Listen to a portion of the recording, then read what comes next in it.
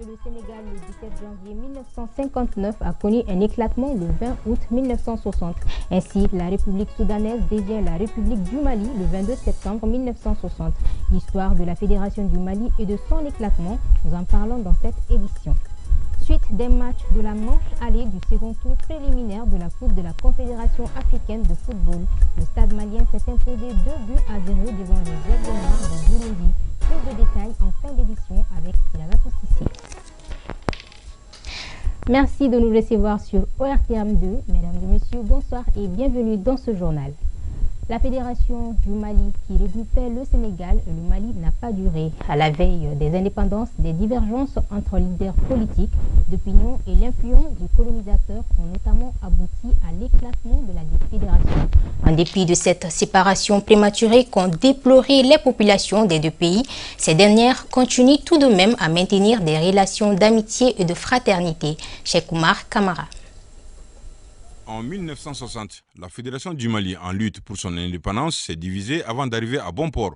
D'un côté, le Sénégal, 196 839 km² avec à sa tête le président Léopold Sédar Senghor.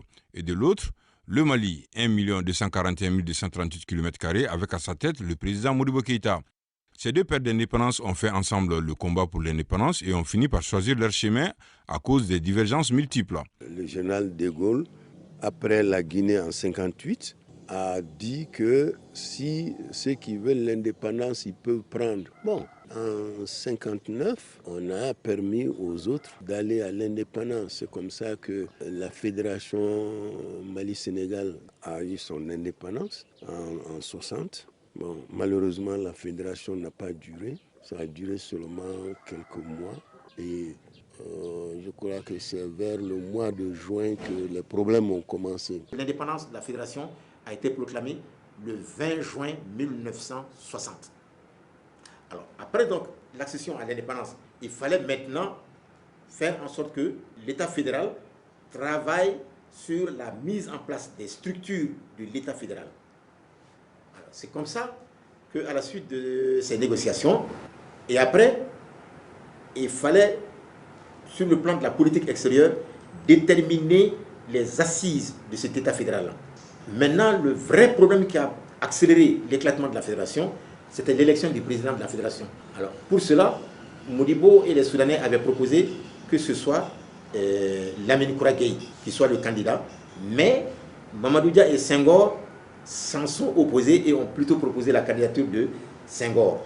Alors, c'est comme ça que l'élection qui était prévue pour le 27 août 1960, le 2 août 1960, Mamadou Dia et Senghor, ayant senti le vent tourner du côté du candidat des Soudanais, sont allés en France. Quand ils sont revenus, l'élection devrait avoir lieu le 27 août 1960. Dans la nuit du 19 au 20 août 1960, ils ont proclamé la cession du Sénégal de la Fédération du Mali. Le 21 août 1960, Modibo et les politiques soudanais, députés comme ministres, qui étaient au Sénégal, à Dakar, ont été mis dans un train au travail spécial et conduits à la frontière du Mali. Malgré l'éclatement de la Fédération du Mali, les deux peuples se sont toujours considérés comme des frères. Il y a eu des tentatives de réconciliation depuis cet éclatement. Si on voit les différentes transitions des gouvernements, en passant par le président Abdou Diouf, en passant par le président Abdoulaye Wade jusqu'au nouveau président, monsieur, son Excellence Macky Sall, qui ont sait les relations de fraternité qu'ils avaient avec tous les présidents qui sont passés au Mali et qui avaient même leur domicile au Mali. On sait que cette réconciliation a été faite sur beaucoup d'aspects. Ces réconciliations ont abouti et c'est ce qui a fait aujourd'hui, je peux dire que toutes les transactions économiques, sociales même, au sein de ces deux pays ont pu aboutir à ce que les peuples voulaient. Selon nos interlocuteurs, les citoyens sénégalais et maliens affirment qu'ils ont des remords de ne pas pouvoir sauver cette fédération. Il s'agit donc pour eux de prouver qu'il n'y a pas de frontière entre les deux peuples. Lancement de la compétition Best Dub Poetry par le groupe Actuel Média à Bamako, un programme qui a pour but de contribuer à la formation des jeunes à l'écriture propre à la musique reggae. Le vainqueur de la compétition se verra offrir une opportunité dans l'industrie de la musique grâce à la production d'un album. Penda Doumbia, reportage. Se divertir tout en peaufinant ses techniques d'écriture, c'est ce que le collectif Best Dub Poet propose à nos jeunes. Un projet qui va former des jeunes, 3 jeunes, 2 dames et un homme. Le projet s'étend un peu de 1 année à 18 mois. On va réaliser des sons pour eux, c'est-à-dire des raisons musicales. On va aussi réaliser pour ces jeunes des clips vidéo. Et ensuite, maintenant, on va en faire un album qui va leur permettre d'avoir une carte d'artiste et deux aussi qui va faciliter leur insertion socio-professionnelle. La dub poetry est une poésie de performance qui a commencé en Jamaïque dans les années 70.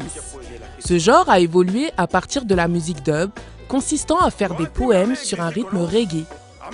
Précurseur aux genres musicaux tendances du moment comme le rap ou encore le slam, le reggae a une histoire que ses adeptes souhaitent transmettre aux plus jeunes. Ce concours a pour but d'apprendre aux jeunes à écrire des poésies tout en développant leur culture musicale. Dans le rap, on peut tout aborder, on peut se comporter n'importe comment et finalement ce même rap a amené le dancehall en Jamaïque où on voit du tout. Mais les poètes du dub sont obligés d'être instruits, d'être spirituels et d'être conscients pour conscientiser sa société. Le plus de cette compétition est qu'elle accueille en plus du français toutes les langues de notre nation. Un challenge pour les 18-35 ans avec à la clé la création d'un album et peut-être une future carrière d'artiste pour le vainqueur. C'est un projet très innovant parce que quand on a fait l'appel à candidature, on a recensé quelques projets avec les membres du jury. D'abord, ce projet a attiré beaucoup de personnes par rapport d'abord au titre, parce que c'est en anglais. Donc, ils ont choisi et après, lors du pitch, les jurys ont cherché à connaître davantage, parce que c'est une première au Mali.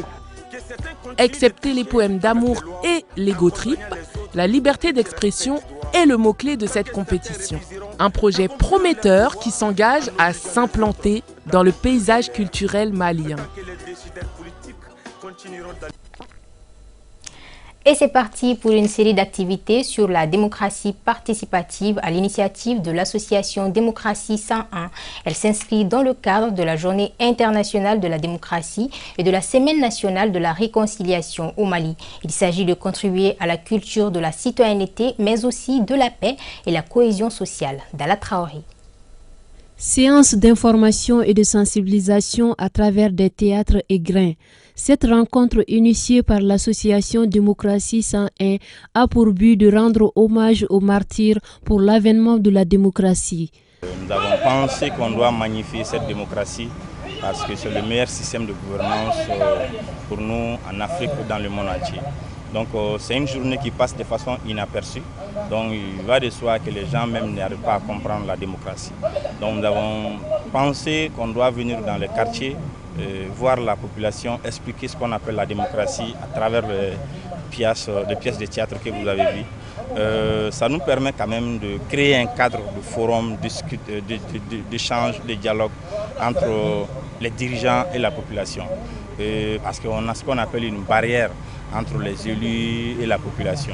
Au Mali, on a eu notre démocratie en 1991. Qui connaît Cabral a joué un très grand rôle pour l'avènement de cette démocratie. Elle se situe non seulement dans le cadre de la Journée internationale de la démocratie, mais aussi de la Semaine nationale de la réconciliation au Mali. L'initiative est soutenue par l'Institut néerlandais pour la démocratie multipartite. C'est de soutenir Démocratie 101 dans ses activités et faire en sorte qu'on puisse atteindre une large cible ou une grande partie de la population malienne qui sont constituées de jeunes et de femmes pour que ceux-ci puissent comprendre les notions fondamentales de la démocratie. Pourquoi la démocratie? Qu'est-ce que la démocratie nous amène? Et pendant le lancement, il y a le représentant du chef de quartier, par exemple, qui a parlé de l'importance de la démocratie et comment justement on doit se donner la main et comment la jeune génération puisse être formée, bien formée, informée autour de cette thématique de démocratie et qui fera en sorte qu'on puisse atteindre beaucoup d'objectifs de développement dans notre pays. L'association Démocratie 101 entend continuer sur cette lancée au bénéfice de la population, notamment la jeunesse des autres communes du district de Bamako. Un mot des sports avant de boucler ce journal. Coupe de la Confédération, le Stade malien de Bamako a réalisé une belle opération à domicile en battant les Burundais d'Aigle Noir 2-0. Cette avance va permettre aux Blancs de préparer sereinement leur voyage dans 2 semaines. Le résumé du match, c'est avec Silagatou Sissi. En recevant les Burundais d'Aigle Noir en Coupe de la Confédération, le Stade malien de Bamako s'est fixé comme objectif réaliser le carton plein à Bamako dans ce tour préliminaire aller. Les filets ne tremblent qu'en seconde période. Ibrahim Traoré, 60e minute sur penalty, et Daouda Koulibaly à nouveau sur penalty à la 66e minute sont les buteurs côté stadiste. Les Burundais ont légèrement secoué les Blancs en fin de partie sans succès. Avec cette avance de 2 buts, le Stade malien de Bamako doit serrer la ceinture dans l'optique du match retour. Il faut encore se préparer et essayer d'aller dans l'enfer des Burundais, je pense qu'il va se jouer en Tanzanie. Moi, je pense qu'on serait prêt pour ce match retour. Ils ont eu des 0 aujourd'hui, il y a un match retour. Il y a autre chose qui va se passer pendant le prochain match, mais je pense que pour nous, c'est aller préparer ce match. J'espère bien qu'on va aborder le match pour tout ce que nous voulons, mais on espère qu'on va avoir un bon résultat. Le technicien Sekou Sek et ses hommes ont 2 semaines devant eux pour réajuster les pions. La qualification en phase de groupe de la Coupe de la Confédération sera une belle opportunité à saisir pour le Stade malien de Bamako. Voilà, c'était le journal de la rédaction. Merci de votre attention. Retrouvez juste après moi Aïssata Ba pour le journal en Bamalankan. D'ici là, portez-vous bien et passez d'excellents moments en compagnie de nos programmes.